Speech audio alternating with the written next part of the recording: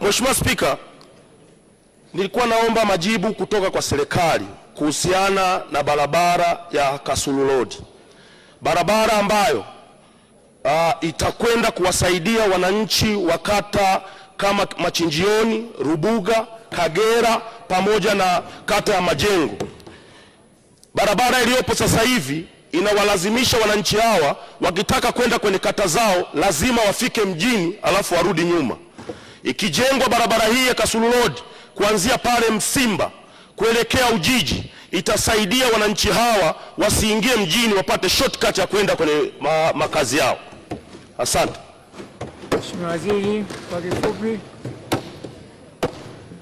Asante Mheshimiwa Spika, naomba kumjibu Mheshimiwa mbunge Baba Levo, mbunge wa Kigoma mjini kama ifuatavyo.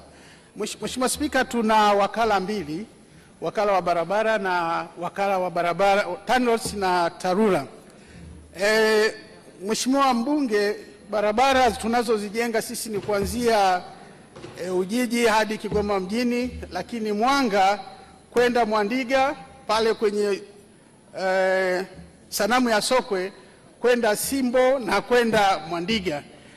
Hizi barabara zingine Mheshimiwa Spika, tutahakikisha kwamba tunawasiliana na wenzetu wa TARURA ili kuhakikisha kwamba hizo barabara zinajengwa na wananchi wasipate changamoto kama alivyozielezea Mheshimiwa mbunge. Asante Mheshimiwa Spika.